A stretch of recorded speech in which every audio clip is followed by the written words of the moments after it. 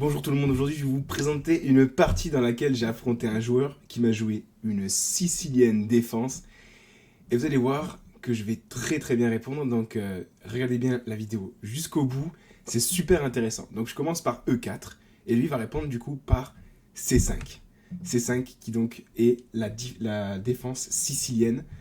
Donc dans ce genre d'ouverture, moi ce que je comprends en fait c'est que ce pion en C5, il essaye, l'objectif de C5 en fait c'est de contrôler une nouvelle fois la case D4 qui est une case du centre, donc qui est une case très importante. Et moi en fait dans ma tête, chaque fois qu'on me joue la sicilienne défense, ce que je me dis, hein, alors je vous avoue j'ai jamais regardé de vidéo sur la sicilienne pour savoir quels étaient les enjeux, quelles étaient les lignes, quels étaient les bons coups. Mais moi, en fait, ce que je comprends, en fait, c'est qu'en fait, ce pion, il vient essayer vraiment de prendre une case, de contrôler une case à moi qui est dans mon camp. Donc, mon objectif, c'est de sortir mes pièces, ou en tout cas de jouer pour essayer de récupérer cette case, quelque part. Alors, en plus, ce coup C5, ce qui est bien, c'est que c'est pas un pion du centre, mais c'est un pion de l'aile qui vient vraiment contrôler un pion du centre. Donc, c'est pour ça que je trouve que la sicilienne, c'est une ouverture intéressante à jouer avec les noirs. Mais vous allez voir comment je vais réagir. Donc, mon joueur, il va jouer E6. Alors, l'objectif d'E6, j'imagine, enfin, on imagine bien, c'est à un moment de pousser D5 et de contrôler encore une fois le centre. Moi, comme je vous l'ai dit, je voulais récupérer le contrôle quelque part de cette case D4. Donc, je joue C3. C3 pour préparer évidemment D4. Mon adversaire va répondre par A6. A6, j'imagine en fait que là, c'est pour prendre de l'espace sur l'aile dame et, et donc aussi quelque part un peu empêcher mon fou de venir se mettre par exemple en B5. Soit. Moi, je décide tout simplement de jouer D4 parce que je peux. Et comme ça, en fait, s'il y a un échange, ça me permet d'avoir les deux pions au centre et vraiment de pouvoir gagner ce centre quelque part. Donc c'est ce qu'il va faire. Il va échanger directement et je vais gagner les deux pions au centre. Donc lui, ensuite, il va développer un fou sur échec. Je vais contrer l'échec du coup en développant mon fou et en proposant tout simplement l'échange. J'aime bien ce coup parce que il oblige le fou à faire quelque chose. Donc si j'avais mis mon cavalier tout simplement en C3, le fou aurait pu rester sur cette position. Mais là, en faisant ça, j'oblige le fou à prendre une décision. Il va échanger, ça va me permettre de développer une nouvelle pièce. Donc regardez, hein, là on est en début de partie, on est au... Attendez, bougez pas, on est au 7ème coup, j'ai deux pièces développées et deux pions au centre. Tandis que lui, il a aucune pièce développée et un pion en E6. Donc encore, il pourra pousser E5. Hein. Je pense que c'est ce qu'il a essayé de faire, je sais plus. Donc on va continuer. Lui, tout simplement, il va développer. Il va développer son cavalier. Là, apparemment, j'avais le moyen, je pense, de lutter contre la poussée E5. C'était pour ça que l'ordinateur, c'est le seul coup manqué que j'ai eu dans la partie, il me conseillait de jouer donc D5. D5, j'imagine que c'était intéressant parce que vous voyez, maintenant, son pion sur la colonne D ne pourra pas aller plus loin que la case D6, vous voyez. Donc ça, c'était vraiment un coup que j'ai pas vu, donc moi je suis resté principal, hein, je suis resté sur la base aux échecs, hein, pour ceux qui me connaissent, pour ceux qui me suivent. Je joue vraiment assez simple là, dans ma manière de jouer.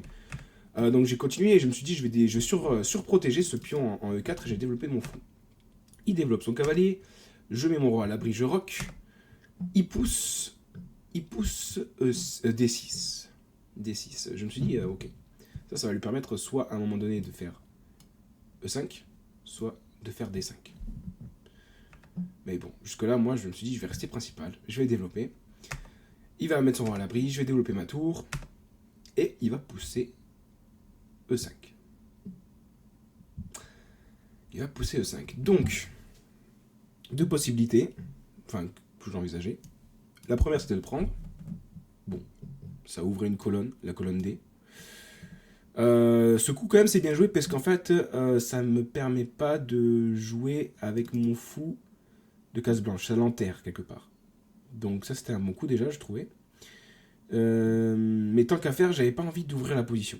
Je me suis dit que j'avais un avantage de développement et que j'allais pouvoir en profiter, donc c'est ce que je me suis dit. Donc je me suis dit, j'ai continué par pousser mon pion pour fermer la position et pour essayer d'être le premier à jouer avec mes tours sur des colonnes ouvertes, en l'occurrence.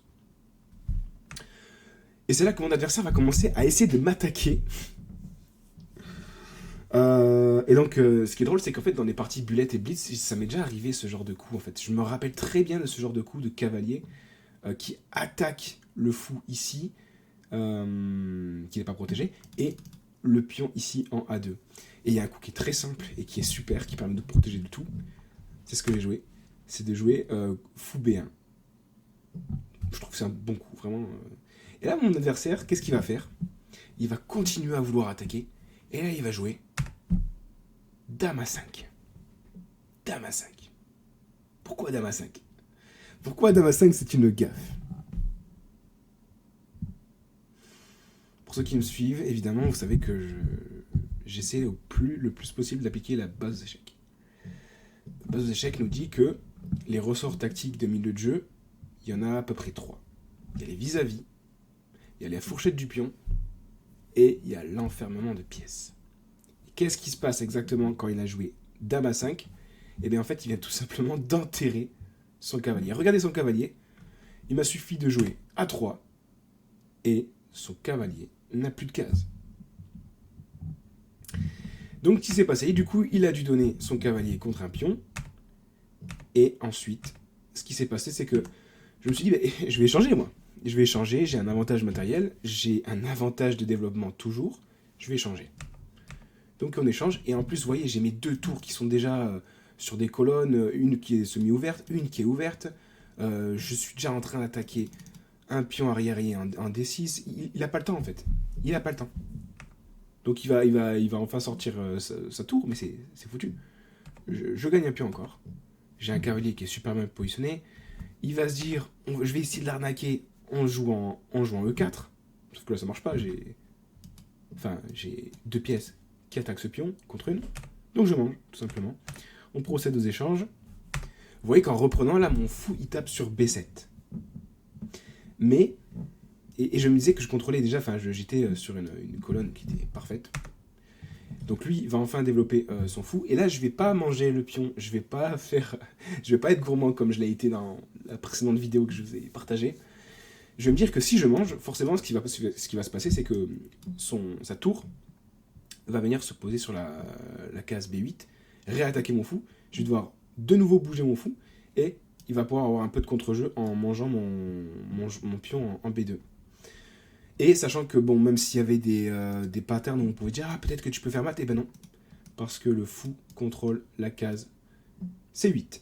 Donc, tout simplement, en coup préventif, prophylaxie, préventif, je sais pas quel est le bon terme, ben j'ai joué B4. Et là, au prochain coup, je pouvais manger le pion en B7. Lui, il va jouer un petit coup simplement pour éviter les maths du couloir. Et ça marche pas, en fait. Ça marche pas parce que je vais croquer le pion, tout simplement. Je vais pouvoir le manger. Il va rattaquer mon fou. Je peux évidemment pas faire d'échec. Là, il y a toujours le fou qui contrôle. Je vais repositionner mon fou. D'ailleurs, je me disais, il était bien ici, juste avant, parce que il y avait toujours ce pattern de maths, vous voyez, parce que là, cette case de fuite, elle est contrôlée tout simplement par mon fou. Bon, bref. La partie, ça va pas être compliqué. Là, je me rends compte qu'il y a un alignement et que je pouvais proposer un échange forcé de mon fou de case blanc contre le sien. Et donc lui, il va avancer son pion. Et moi, en fait, je vais réfléchir à ce moment-là, me dire, si je fais ça, qu'est-ce qui se passe s'il fait tour Tour C7. Je me dis, il y a quand même, il y a un clouage là. Et en fait, ça marche pas. Tout simplement, j'avais oublié qu'en fait, c'était un coup forcé, quoi. Fou prend E6. Ça me permet de gagner tout simplement la dame. Enfin, voilà, bref. Donc on va échanger. Et là, vous voyez, c'est une finale très simple à gagner. Je vais mobiliser mes pièces. Je vais faire attention qu'en fait, là, je sais que mon roi, je pouvais le mettre ici. Donc ça protégeait mes pions. Et s'il y avait un coup qui était s'il y avait une pièce vraiment à défendre, c'était ce pion-là arriéré en A3. Donc là, je me suis dit, bon, moi j'ai le temps quand même de déplacer mon cavalier et de le mettre sur cette super case. Comme ça, j'attaque à la fois la tour et le pion. Il va défendre. Et là, je vais me dire que je vais proposer l'échange. Et il va pas pouvoir résister longtemps parce que finalement je vais faire le tour et aller chercher le pion en A6. Il va pas pouvoir le défendre. Là, je vais forcer l'échange et l'alignement. Je suis couvert par mon cavalier. Bref, et je vous montre ça. Il a essayé de lutter, mais tout simplement c'était gagnant. J'allais faire la dame avec un pion passé. Et quand j'ai fait dame, il a abandonné.